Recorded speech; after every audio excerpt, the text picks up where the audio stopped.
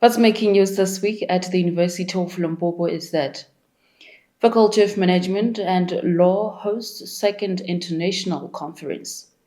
MEC for Education in Limpopo praises UL's recruitment drive. UL PhD candidate wins L'Oreal UNESCO Award for Women. And UL Sport reps scout talented learners in Mokopane. These are some of the headlines for this week. Thank you for joining us. You are watching Inside UL News. Lena Itumil Wahadibe.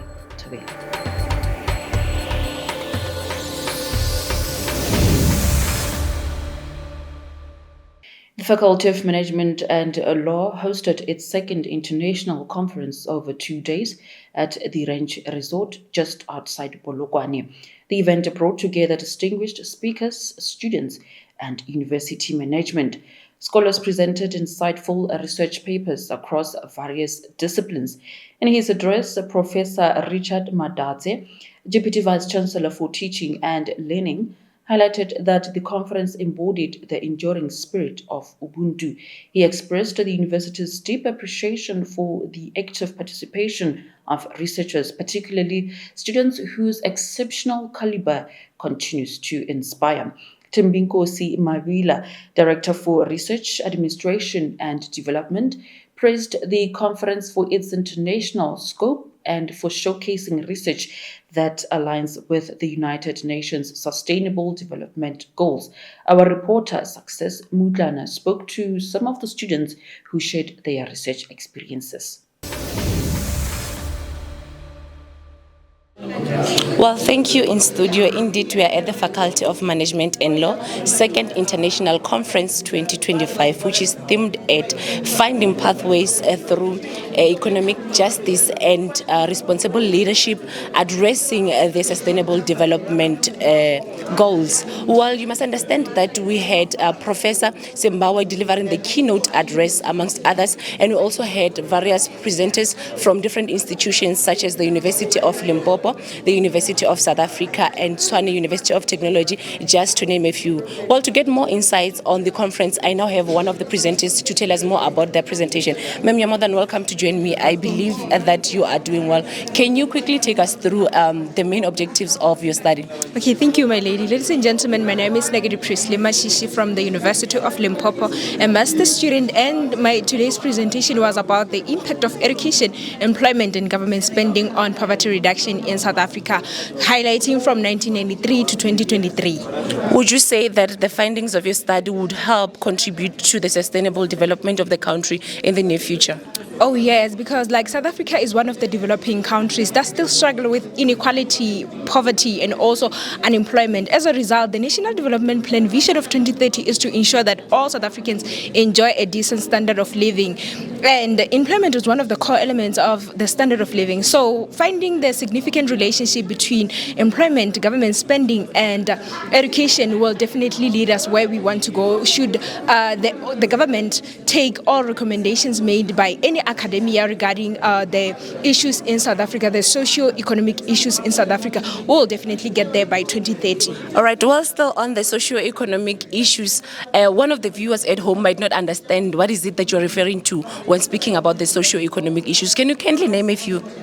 Okay, the socio-economic issues we are regarding to issues the likes of poverty, inequality, unemployment that we are facing in rural areas, the challenges that one can want improvement by the government to be made in terms of the public provision or government spending, however. Well, that's well understood. In closing, would you say that this conference served its purpose and was it a success? Oh yes, most definitely, and we are coming back next year.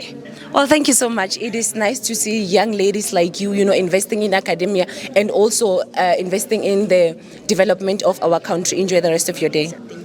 Thank you. Well, there you have it, viewers. That was one of the presenters just giving us a glimpse of what was presented today. Well, back to you in studio. Thank you, Success, for that report. Let's take a break. We will be right back.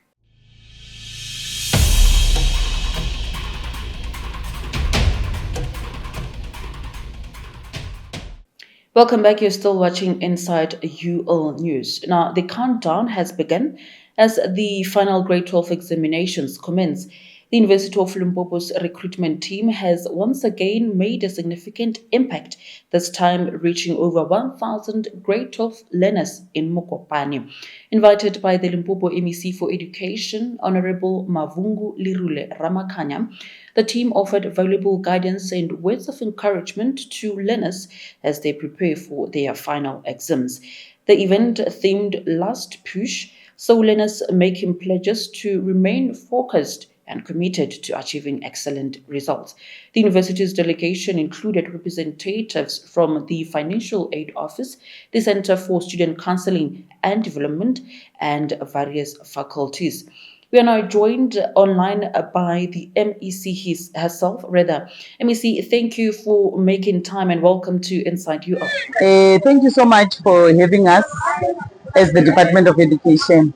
Last push, what is the core message you are sending out to the learners as their exams are drawing closer? Today, the last push that we have launched is about reminding the learners that as they wake up each day, we are counting down the days. Today we are on 11, tomorrow we are on 10. But again, we are saying it is that time of the year where they need to focus. And I'm happy because the learners that were here represented a 2025 cohort that has started to tone down, that has started to focus. And I think the last push is also about discipline. Just to remind our class of 2025 about the discipline that they need to exercise as they prepare and when they go to sit for their own exams. But also, the last push is to check us as a department. Are we ready to have the learners sitting for their exams in Limpopo? And I can confirm on behalf of the department, the pressure is much. We are ready with the question papers. We are ready with the storages. We are ready with the chairs and the desk. And we are just saying Limpopo is ready together with its 127,000 plus students, class of 2025.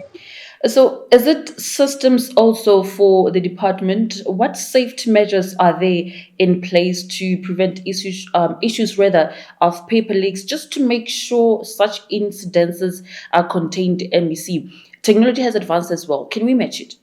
And I think there is one issue that we are raising of technology, which I think we have not really sat down and checked how other provinces have dealt with the issues of the watches. I think it's a thorny issue.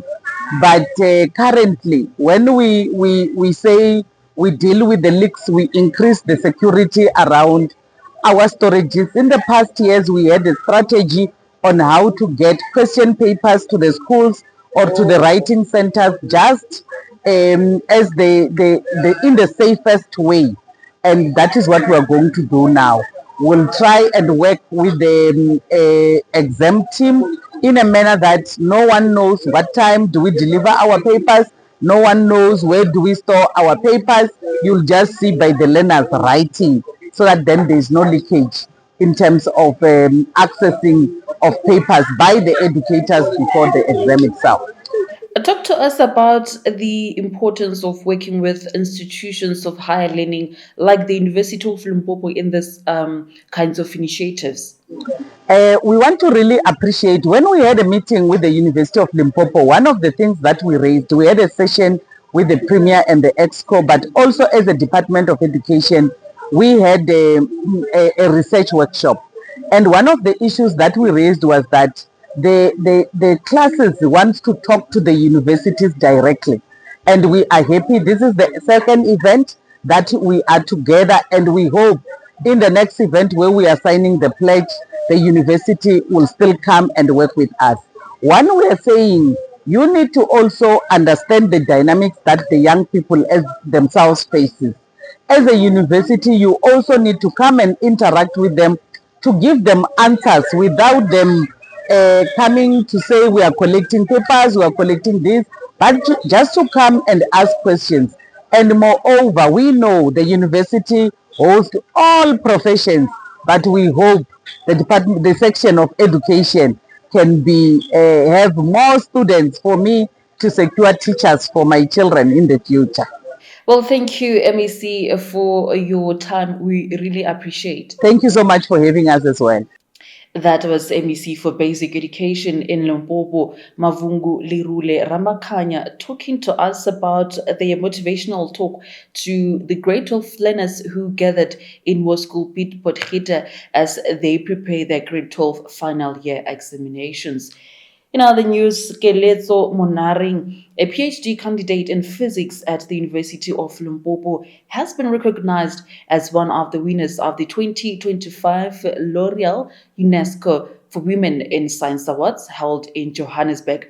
The awards celebrate exceptional female scientists whose innovative research addresses Africa's most pressing challenges, including cancer care, infectious diseases, clean water, sustainable energy, as well as environmental conservation. Monaring's research combines computational material science with artificial intelligence to predict and prioritize new electrode materials with optimal properties. Speaking about her achievement, she had this to say. I'm happy to be recognized as one of the most brilliant women in science. For me, this award is not only a personal achievement, however, it is also a celebration of the resilience of young women who dare to dream big. My PhD study focuses on using machine learning to discover and predict new sodium-ion battery materials for energy storage. Moving on to other news, the University of Limpopo recently hosted the 4th annual Limpopo Hackathon, a platform that celebrates innovation and creativity in technology. The event provided an opportunity for talented students to showcase their problem-solving projects and present their tech-driven solutions. Participating institutions included universities such as the University of Venda and Tshwane University of Technology. The hackathon also created a valuable networking space where students connected with like-minded peers and engaged with industry experts who offered constructive feedback and mentorship to help refine and strengthen their projects. Since Friday, we are having a 4th annual Limpopo Varsity Hackathon that is being hosted by the University of Limpopo. The first two were hosted by the TUT China University of Technology in Polokwane. The third one last year was hosted by the University of Venda. So this is our first time that we are hosting. And we are busy with our students. We are trying to bridge the gap that we have on the corporate world and the university. So we invite corporate people so that they can come and judge the project that we are dealing with so that we can bridge the gap that we have. And this hackathon is helping our students to build solutions that can have an impact on the community because we have a lot of problems that we are dealing with. So we are trying by all means to find solutions that can help our society and then we'll move forward. Another thing, this hackathon, it's helping our students who are shy to express what they are capable of. I'm saying this because we do have students who are capable, but they are shy to interact with others. So this is the platform where they showcase what they are capable of, and we are really doing that. Thank you. Let's take another break. We will be right back with your sports update.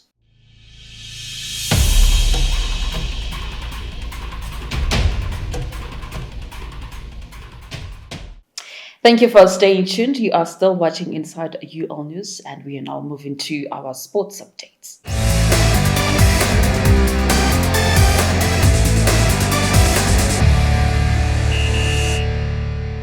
In your sport, so the university's Sport and Recreation Department reached out to grade 12 learners in Mokopane to introduce them to the various sporting codes and world-class facilities available on campus. Strada Dlamini from Sport and Recreation emphasized the importance of their recruitment drive, noting that some learners excel in sports and could benefit greatly from the university's facilities, which help nurture athletic talent while they pursue their academic goals. As the sports department at the university, we are very delighted to be here to contribute to the recruitment drive of the institution. but also we think it's very important for us to meet the students before they even become students at the institution, to bring them around in terms of what does the institution offer, but in this case in terms of sport. We have a number of clubs on campus that around 27, from your football to netball to athletics, volleyball, rugby, cricket, super pool, chess, you name them all. So, but basically the clubs, they are over 25. So whoever comes to the institution has a variety of choices of where they would like to belong. But obviously, it is to say whatever experience in terms of sport one has, you do not run out of a choice. So we don't want to limit the choices for the students as they come to the institution. That's it for our sports bulletins. Well, that wraps up our news bulletins for this week here on Inside UL News. We appreciate you for tuning in, and remember to subscribe to our channel for more updates. Join us again next week.